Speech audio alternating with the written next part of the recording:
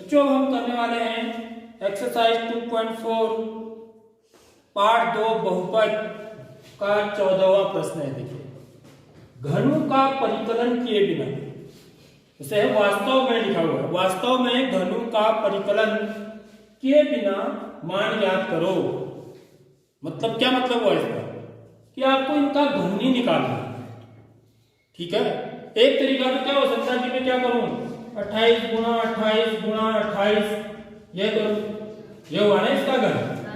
धन ऋण 15 गुणा ऋण 15 गुणा ऋण 15, ठीक है। धन ऋण 13 गुणा ऋण 13 गुणा ऋण 13 ऐसे निकालूंगा। समझ रहे हो? तो ऐसे नहीं करना है बोल रहा है, समझ रहे हो? पर ये घन निकाले ना, घन निकालने का मतलब क्या होता है, उसको 3 बार गुना करना। घात 3 का मतलब क्या होता है, किसी भी संख्या के ऊपर यदि घात 3 लगी है, उसकी पावर 3 है, तो इसका मतलब होता है कि हमें इस संख्या को 3 बार गुणा करना है या 3 बार मल्टीप्लाई करना है।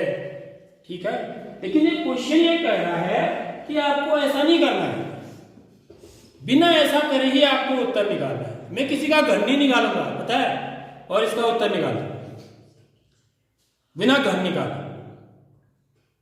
ठीक, किसकी मदद से? सर्व समीका की मदद से।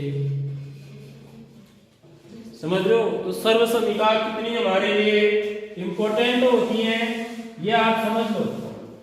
सर्व समीकाएं हमारे लिए कितनी इंपॉर्टेंट होती हैं, इससे पहले भी हमने किया था क्वेश्चन ना ऐसे ही, जैसे 999 की घात 3, वहां पर हमने बिना घन किए ही सर्व समीका का उपयोग करके उसका मान निकाला था। तो वैसे ही यहाँ पर वहां पर हमने कौन सी सर्व समीका लगाई, एक अलग सर्व समीका लगाई। ठीक है, a ऋण b की घात 3 लगाई, यहाँ पर वो वाली नहीं लगनी है। यहाँ पर जो मैंने आपको सबसे लास्ट और सबसे बड़ी जो सर्व समीका है आपके उसमें, ठीक है, क्या है वो? x की घात 3 धन y की घात 3 धन z की घात 3 ऋण 3x y z बराबर x धन y धन z गुणा x वर्ग धन y वर्ग धन z वर्ग ऋण x y ऋण y z ऋण z x। ये वाली सर्व समीका लगनी है बच्चों यहाँ पर, समझ रहे हो?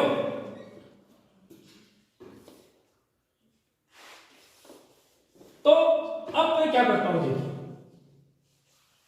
हल सर्व समीका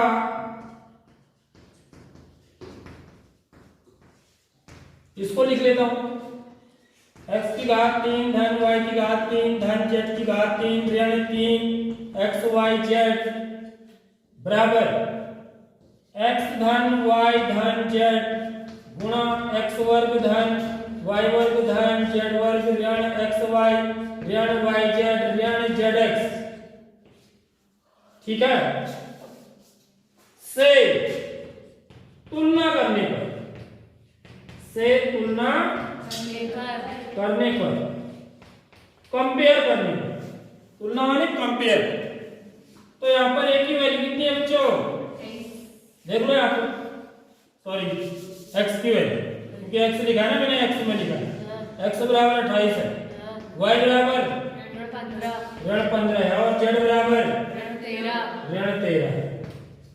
अब देखिए ये क्वेश्चन यहाँ क्यों डाला गया है, उसके पीछे एक पर्पज है, एक उद्देश्य है।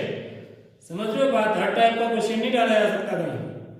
देखो यहां पर ना जब हम इसका एक्सपेंशन करते हैं, ठीक है, इसका विस्तार से गुणनखंड निकालते हैं, ये इसके गुणनखंड है, तो इसका एक गुणनखंड क्या आता है बच्चों, x धन y धन z आता नहीं आता है? तो मैं क्या करता हूँ ना, x धन y धन z निकाल लेता हूँ पहले, ये कितना आ रहा है। समझ रहे हो? इसी पर है बेस्ड क्वेश्चन। यदि मैं x धन y धन z जो इसका एक गुणनखंड है, समझ रहे हो, इसका मान निकालूं तो मेरे को क्या मिलेगा? देखिए बड़े आश्चर्यजनक चीज मिलती है। ऐसी चीज तुमने कभी नहीं देखी होगी। क्या मिलेगा? 28 धन ऋण 15 धन ऋण 13 मिलेगा नहीं मिलेगा? इन तीनों को जोड़ देंगे तो होता क्या देखिए, बराबर 28 धन गुणा ऋण ऋण 15 धन गुणा ऋण ऋण 13। तो ये क्या हो गया? 28 ऋण, ये दोनों समान चिन्ह के हैं तो इनको जोड़ देंगे। 5 दिन है 8 1 देखो ये है बस सवाल बाकी है। समझ में आ रही बात? तो क्या आ गया? समझ लो नहीं समझ लो? पहले वाले पार्ट में भी ऐसे ही होगा, यानी कि ये मेरा 0 आ गया तो ये सब क्या हो गया? इधर साइड वाला 0 खल्लास, 0 से गुणा होगा तो पूरा 0 हो जाएगा। यानी कि आपको इसका मान निकालने की जरूरत ही नहीं है। समझ लो नहीं समझ लो बात? तो इसलिए यदि ये 0 आ गया, ठीक है, तो यहाँ पे करता हूं तो x³ + y³ + z³ minus 3xyz बराबर क्या हो जाएगा बच्चों? 0 हो जाएगा, क्योंकि ये 0 हो गया तो 0 से इसको गुणा करोगे तो पूरा 0 हो गया ना। ठीक है, अब देखो ये क्या बोल रहा है? ये क्या है? x³ + y³ + z³। तो यहां से देखिए x की घात 3 धन y की घात 3 धन z की घात 3 बराबर क्या हो जाएगा? 3xyz हो जाएगा। अब यहाँ xyz के मान रखो। x का मान क्या है? 28 की घात 3 धन y का मान क्या है? ऋण 15 की घात 3 धन z का मान कितना है? ऋण 13 की घात 3। तो इसका मान कितना हो जाएगा? बस इतना ही होगा। 3 गुणा 28 गुणा ऋण 15 गुणा ऋण 13। आगे बच्चों बात समझ में? बस अब इनको गुणा करना। तो ये कितना हो जाएगा?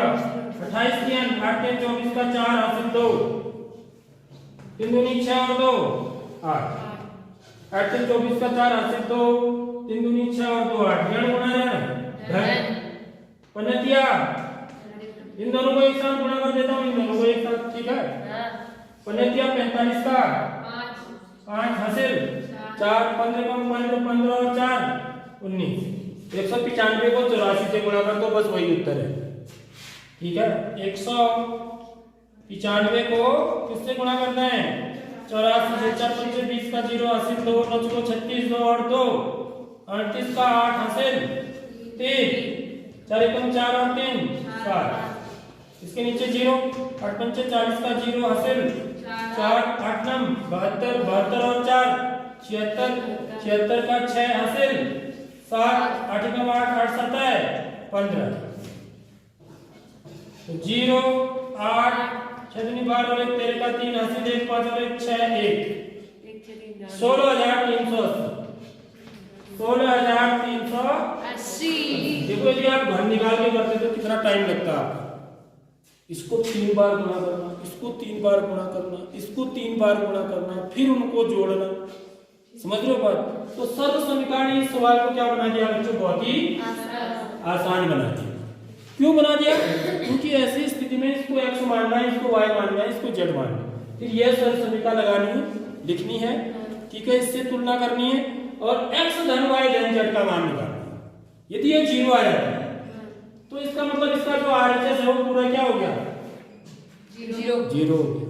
तो ये इसका मान कितना आ गया? 0 के बराबर। समझ लो, x की घात 3 धन y की घात 3 धन z की घात 3 बराबर क्या हो जाएगा? 3xyz। ठीक है ना आंसर? हाँ सही आंसर। करो बात क्यों?